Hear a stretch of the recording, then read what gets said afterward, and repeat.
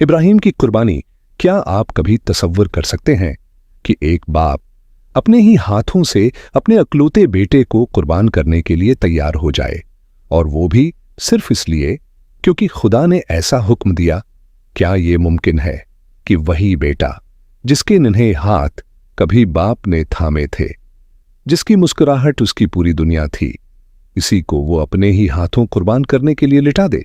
ये सिर्फ एक कहानी नहीं, ये ईमान की इंतहा है। पैदाइश जेनेसिस बाब 22 में लिखा है, खुदा ने इब्राहिम को आजमाया और उसे पुकारा, इब्राहिम। इसने जवाब दिया, मैं हाजिर हूं। फिर खुदा ने कहा, अपने बेटे को ले जा, अपने अकलौते बेटे इसहाक को, जिससे तो मोहब्बत करता है, और मुरियाह के इलाके में जा, वहां उसे एक पहाड़ पर, जिसे मैं तुझे दिखाऊंगा, कुर्बानी के तौर पर पेश कर। इब्राहिम ने कोई सवाल नहीं किया, न कोई बहस, न कोई इनकार। अगली सुबह सवेरे वो उठा, अपने गधे को तैयार किया और अपने प्यारे बेटे इसहाक को साथ लिया और रवाना हो गया। रास्ते में इसहाक ने पूछा, आबा जान, आग और लकड़ी तो मौजूद हैं, लेकिन कुर्बानी के लिए बरह कहाँ है?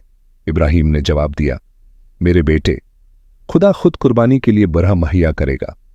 फिर जब इब्राहिम ने इसहाक को बांधा और उसे कुर्बान गाह पर लिटा दिया और छुरी उठाई कि उसे कुर्बान करे, अचानक आसमान से खुदावंद के फरिश्ते ने पुकारा, इब्राहिम, इब्राहिम। लड़के पर हाथ ना उठा। अब मैं जान गया हूं कि तू खुदा से डरता है, क्योंकि तूने अपने बेटे, अपने उखलूते बेटे को भी मुझसे नहीं रोका।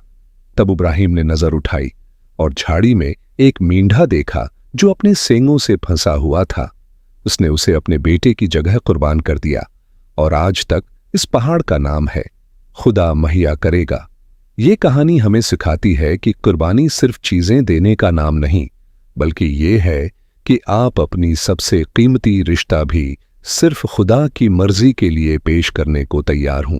और ऐसा ईमान सिर्फ अल्फाज में नहीं होता, ये अमल में नजर आता है।